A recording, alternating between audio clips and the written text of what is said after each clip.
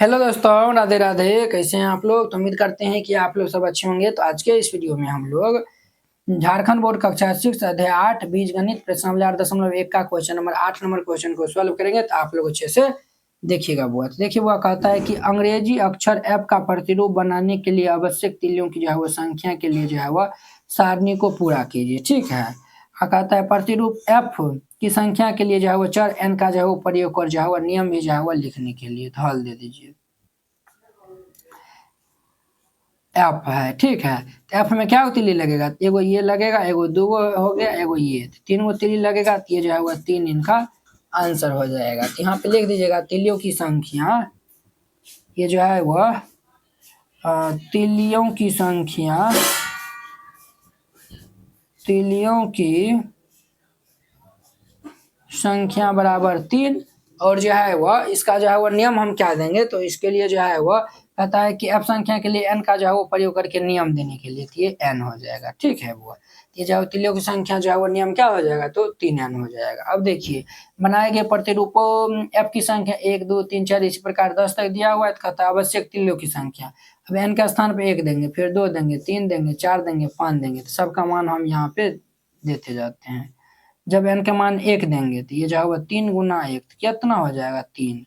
जब 2 रखेंगे तो 3 गुना 2, ये 6 हो जाएगा। जब 3 रखेंगे तो 3 गुना 3, ये 9 हो जाएगा। जब 4 रखेंगे तो 3 गुना 4, ये 12 हो जाएगा।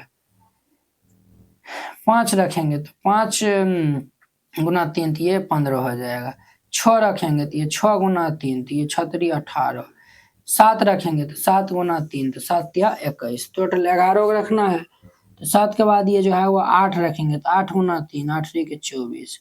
8 के बाद 9 रखेंगे तो ये जो है वो 3 गुना 9, 9 या 27। 9 के बाद ये 10 रखेंगे तो 3 गुना 10, 30। 10 के बाद 11 रखेंगे तो 3 गुना 11, 11 या 33। 12 रखेंगे तो 12, 12 12 या 36 हो जाएगा। तो हमें तो 11 ये तक रखना है। सबका मान अब हम यहाँ पे भर देंगे। तो ये जो है वो 3 आया है, 6 9 12 15 18 21 24 27 30 33। इस तरीका से ये जो है वो कॉलम को भर दीजिएगा। ये जो है वो बन जाएगा। तो उम्मीद करते हैं कि आप लोग ये समझ गए होंगे।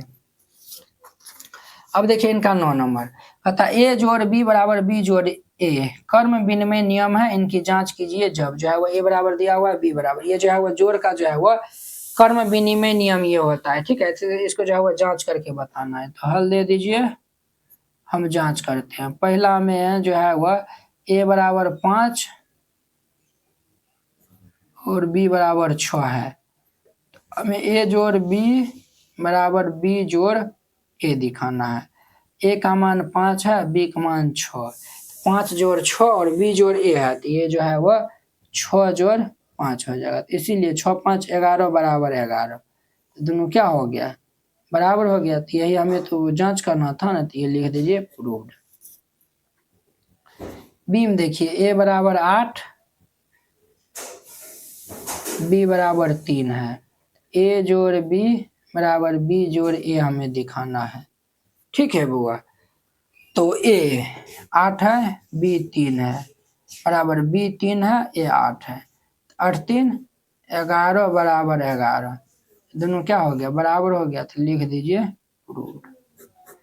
इस तरीका से बनाइएगा, ये जो है वो क्वेश्चन बन जाएगा। तो उम्मीद करते हैं कि आप लोग ये क्वेश्चन बहुत ही अच्छा तरीका से समझ के होंगे। तो अब देखिए इनका 10 नंबर ए गुने बी बराबर बी गुना ए गुणन का जो है वो कर्म विनिमय नियम को जो है वो इसे सत्यापित कीजिए। जब ए बराबर बी बराबर ए बराबर बी बराबर ए बराबर बी बराबर दिया हुआ है, इसको जो है वो ए गुना बी बराबर बी गुना ए, इसको हम इस तरीका से भी लिखते हैं ए गुना बी बराबर बी गुना ए। तो ये जो है वो जोड़ का कर्म विनिमय नियम है। तो ये गुना का जो है वो कर्म विनिमय नियम जो है वह कहलाता है। ठीक है।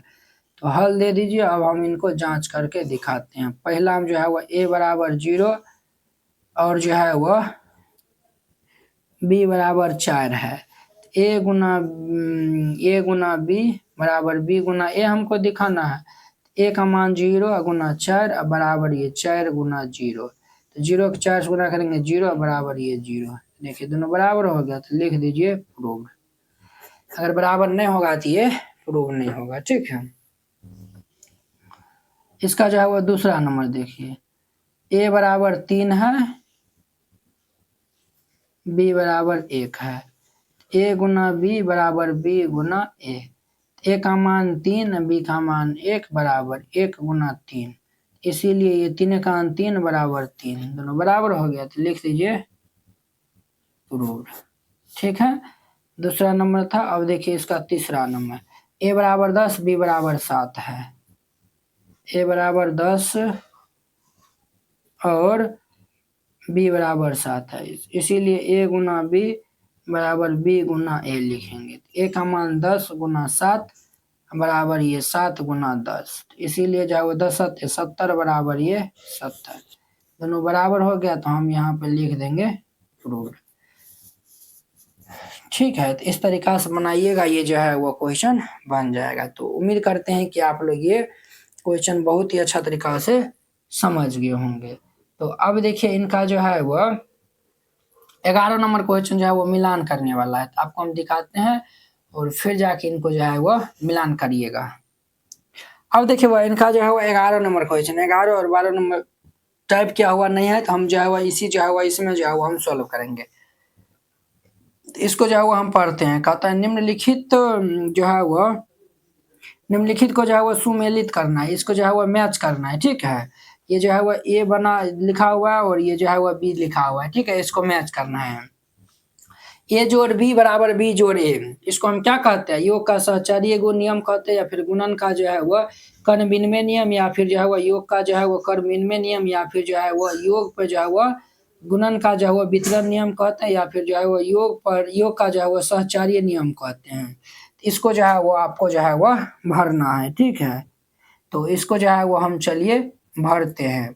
तो ए जोड़ बी बराबर ये जो है वह बी जोड़ ए दिया हुआ है, तो इसको जो है वो हम क्या कहते हैं बुआ, इसको जो है वो हम कर्ण विनिमय नियम कहते हैं। इसको हम पहले भी आपको बताए थे, योग पे जो है वह कर्ण विनिमय नियम है। तो इसको जो है वह पहला को जो है वह ये 3 नंबर के साथ में जो है वह मैच कर लीजिए। ठीक है, ये जो है वह पहला को जो है वह 3 नंबर के साथ में जो है वह मैच कर दीजिए। देखिए बुआ ये पीछे हट गया, ये जो है वह पहला को जो है वह 3 नंबर के साथ में मैच कर लेना है। अब देखिए वह ए गुना बी गुना सी बराबर ए गुना बी, ये जो है वो ए गुना बी को पहले ब्रैकेट में दिया हुआ है, इसमें जो है वो बी गुना सी को दिया हुआ है। इसको जो है वो हम गुना का जो है वह क्या कहते हैं, तो सहचर्य नियम कहते हैं। तो इसको 5वां नंबर के साथ मिलान कर लीजिए, ए गुना बी गुना बी गुना ए, ये जो है वह इसको क्या कहते हैं, गुना का कर्ण विनिमय नियम कहते हैं। तो इसको जो है वह दूसरा नंबर के साथ मिला लीजिए, ए जोड़ बी जोड़ सी बराबर, जैसे इसमें हम जो है वो गुणन का सहचर्य नियम हुआ, तो ये जो है वो योग का जो है वो सहचर्य नियम होगा, तो इसको इससे मैच कर दीजिए। बाद में की बच गया, तो ये इनको जो है वो योग पे जो है वो गुणन का वितरण नियम हम जो है वो कहते हैं।